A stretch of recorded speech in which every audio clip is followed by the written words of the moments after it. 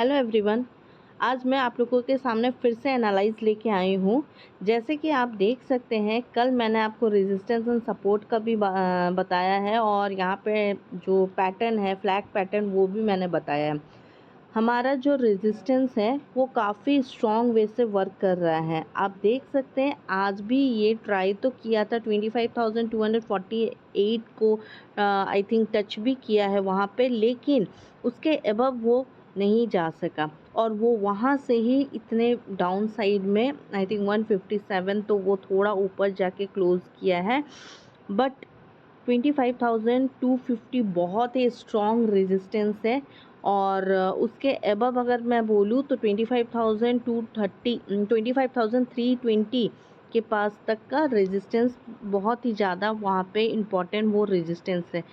तो अगर निफ्टी को अपसाइड जाना है तो उसको 25,250 को तो ऑलमोस्ट उसको होल्ड करना ही पड़ेगा। आफ्टर दैट 25,320 को भी होल्ड करना पड़ेगा। देन वो 25,400 25,500 का जोन देखने को मिल सकता है।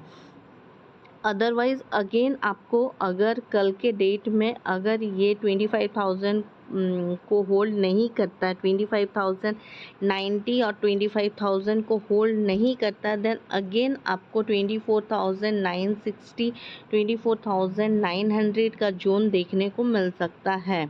और कल का डे जो है वो फ्राइडे का डे है। देन अगेन आप देख सकते हैं कि इसका जोन अगर कल के डेट में ये 25,090 को होल्ड नहीं करता या 25,000 को होल्ड नहीं करता, देन 24,950 24,900 इस तरह के जोन्स आपको डाउन साइड में देखने को मिल सकता है। अदरवाइज़ ये इसी प्लेस में रोटेट होगा 24,900 टू 25,090, इसी जोन पे ये रोटेट करेगा। ज़्यादा से ज़्यादा इसका रोटेशन होगा 25,140 तक का। अगर 25,140 को सस्टेन करता है देन 25,250 का रेजिस्टेंस जोन है वहाँ तक टच करेगा। तो इसका ऑलमोस्ट जोन अभी काफ़ी टाइम से बन चुका है 25,250 टू 24,900। ठीक है, 24,900 टू 25,250 ऑलमोस्ट आपका 350 पॉइंट्स का जोन काफ़ी टाइम से बना हुआ है, जो कि आपको मैं अगर यहाँ पे ड्रॉ करके दिखाऊं,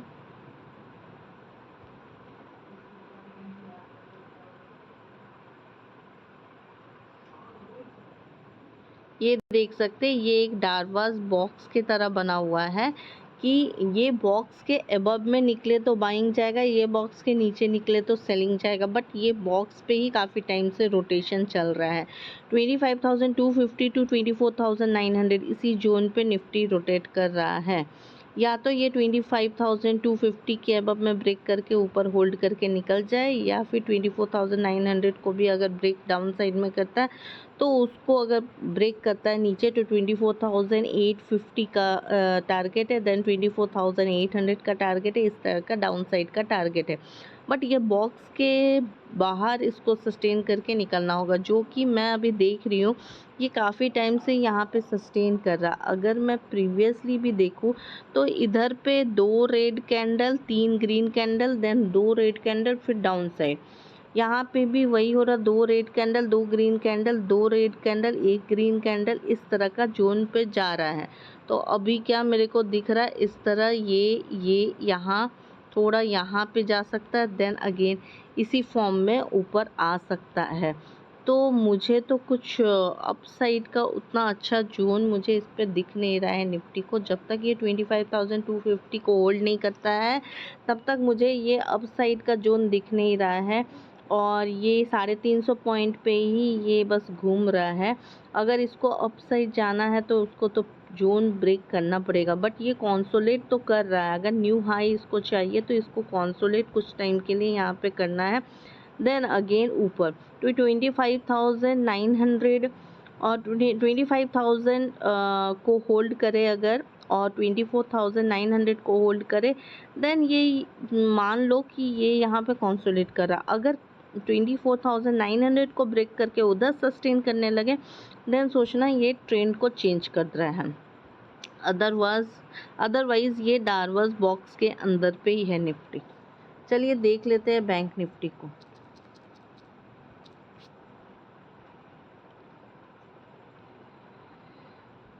जी हाँ, बैंक निफ्टी का भी सेम ही है। बैंक निफ्टी में भी आप देख सकते हो कि ये भी है, ये ट्राई तो किया था कि ये यहाँ से निकल जाएगा, ये जोन से, पैटर्न से, जो फ्लैग पैटर्न बना हुआ उसके अबव पे चला जाए, बट यहाँ पे जो 57,260 से 57,600, 350 पॉइंट का जो रेजिस्टेंस जोन है वो काफ़ी स्ट्रॉन्ग रेजिस्टेंस जोन है। और आप देख सकते हो कि आज भी ये 57,250 को प्रॉपरली होल्ड करने की कोशिश तो किया है, लेकिन वहाँ से ही डाउनफॉल स्टार्ट हो चुका है। वो वहाँ पे प्रॉपरली होल्ड ही नहीं कर पा रहा है। ठीक है, आज ट्राई तो किया था, बट कल देखते हैं।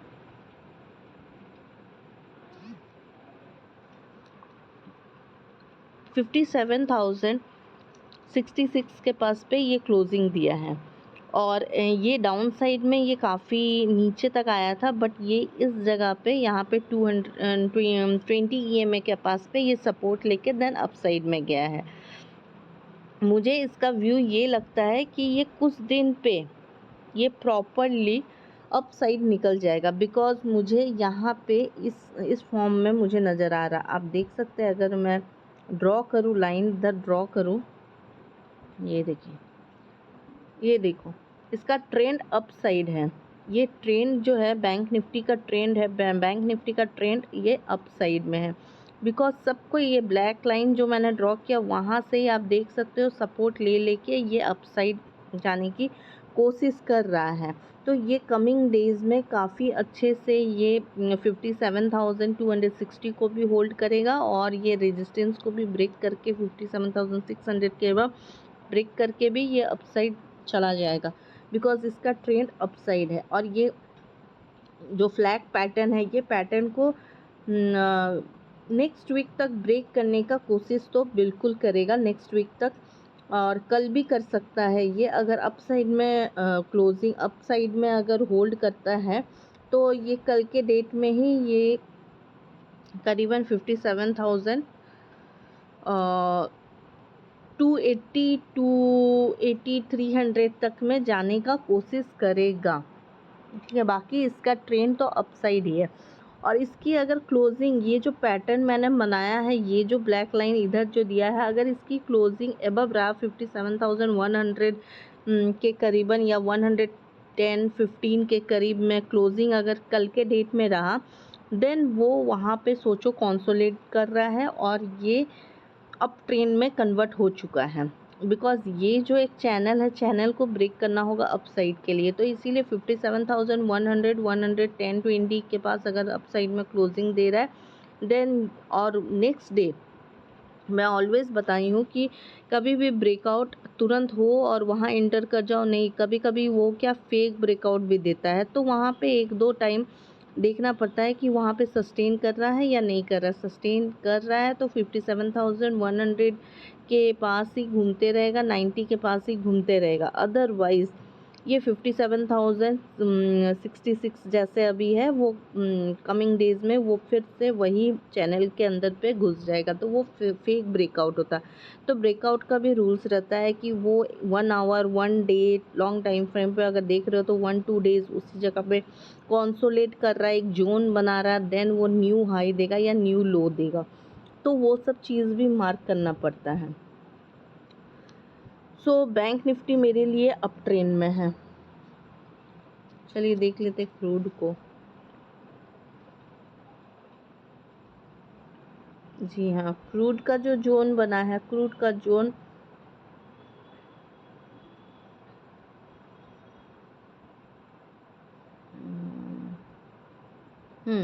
क्रूड का जो जोन बना है, ये जो ऑरेंज लाइन मैंने बना रखा है, यहाँ पे आके इसने सपोर्ट लिया है। ठीक है, ऑरेंज लाइन के अबव में ये फिर से अंदर आके निकल गया है। सो अभी क्या है, यहाँ पे जो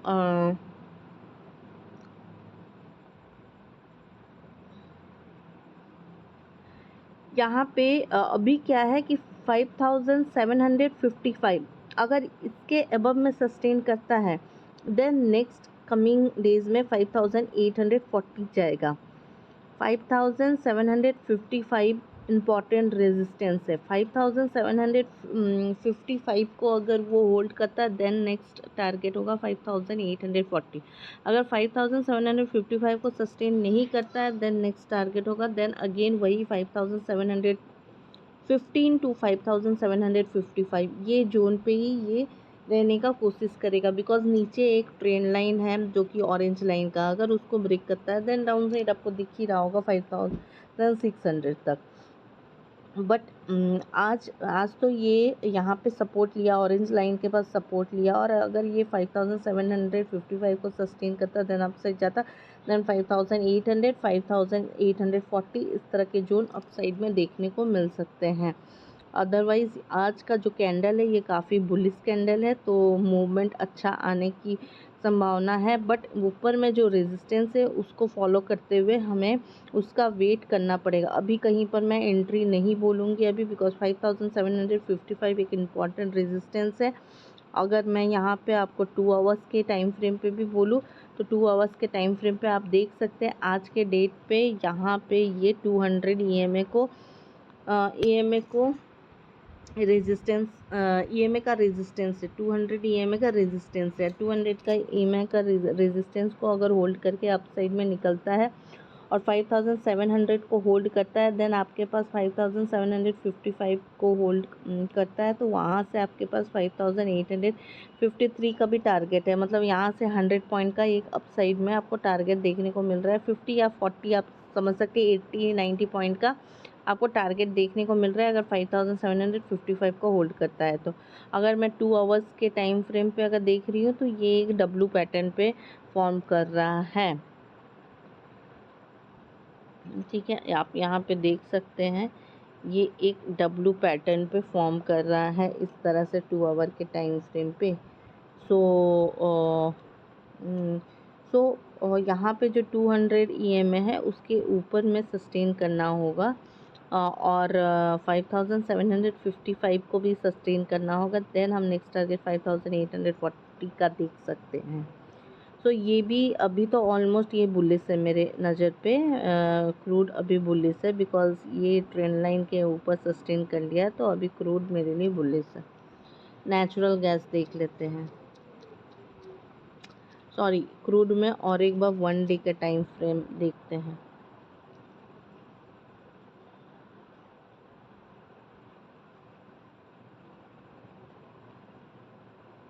अगर क्रूड 5700 को ब्रेक करता है देन नेक्स्ट टारगेट 5675 5640 इस तरह के जोन्स आपको देखने को मिलता है। अगर ये ट्रेंड लाइन भी ब्रेक करता है तो 5700 के नीचे अगर सस्टेन करता है और एक ट्रेंड लाइन ब्रेक करता है तो नीचे का भी आपको जोन्स मिल सकता है। बट अगर ये कोशिश करके अपसाइड जाता है तो मैंने आपको बताया कि ऊपर का लेवल 5755 को होल्ड करने के बाद ऊपर का टारगेट भी आपको मैंने बता दिया। तो ये जोन भी बहुत क्रूशियल जोन है, अभी जिस जगह पे क्रूड है वो बहुत इम्पॉर्टेंट जोन है। तो ऊपर और नीचे का दोनों का मैं कंडीशन भी बता दी और लेवल्स भी बता दी हूँ। चलिए चलते हैं नेचुरल गैस पे।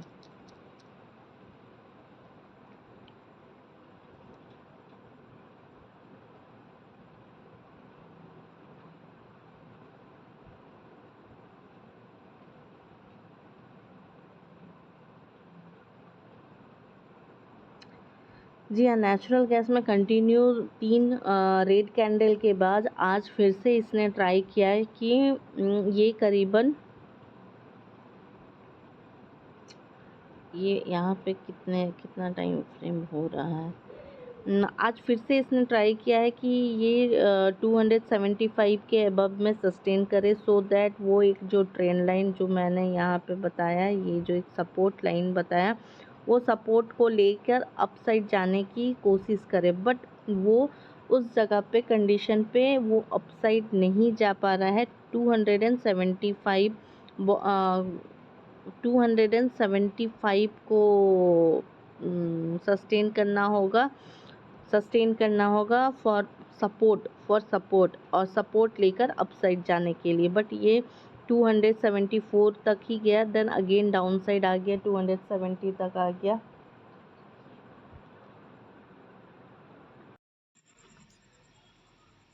तो मैं एनजी को डाउन ट्रेंड ही बोलूँगी। ये जब तक सपोर्ट लेने के लिए 275.5 के ऊपर में सस्टेन नहीं करता है, तब तक मैं एनजी को डाउन ट्रेंड ही बोलूँगी। और इसका टारगेट, नेक्स्ट टारगेट अगर डाउन में जाता है तो इसका नेक्स्ट टारगेट ऑलमोस्ट 260 250 इस तरह का टारगेट मुझे डाउन साइड में दिख रहा है। अगर ये डाउन में और जाता है तो 250 260 का टारगेट है। और अगर अप साइड जाने की कोशिश करता है तो इसको सपोर्ट लेने के लिए 275.5 को सस्टेन करना होगा। देन नेक्स्ट टारगेट 277.7 280 इस तरह का टारगेट अप साइड में देखने को मिल सकता है एनजी में। चलिए कुछ स्टॉक्स का डिस्कशन कर लेते हैं। JVM ऑटो, ये भी एक अच्छा अभी फॉर्म में है। ये डार्बस बॉक्स से ऊपर तो गया है, तो इसको आप वॉच लिस्ट में रख के अपना वर्क कर सकते हैं। ये देख सकते हैं, ये देखिए JVM ऑटो, इसका टारगेट हो सकता है अगर ये 674 680 को 674 को प्रॉपरली सस्टेन करता है, मतलब 670 को प्रॉपरली सस्टेन करता है, नेक्स्ट टारगेट हो सकता है 710 का। अगर उसको सस्टेन करता है तो नेक्स्ट टारगेट हो सकता है 740 760 का। तो इसको वॉच लिस्ट में रख सकते हैं आप। उप्स को आप अपने वॉच लिस्ट में रख सकते हैं। उप्स तो बहुत ही अच्छा स्टॉक्स है, इसको आप वॉच लिस्ट में रख सकते हैं उप्स को भी। ये देखिए, ठीक है। उप्स अगर 8,900 को सस्टेन प्रॉपरली करता है, देन नेक्स्ट टारगेट है 9,100। अगर 9,150 को अगर प्रॉपरली सस्टेन करता है, देन नेक्स्ट टारगेट है 9,200। तो इसको भी अपने वॉच लिस्ट में आप रख सकते हैं। रेनबो, इसको भी आप वॉच लिस्ट में रख सकते हैं। इसके भी आज देख सकते हैं कितना अच्छा 89 पॉइंट अप गया है आज। और इसको भी आप वॉच लिस्ट में रख सकते हैं। ये भी काफ़ी अच्छा स्टॉक आ रहा है, ये देख सकते हैं। ये देखिए,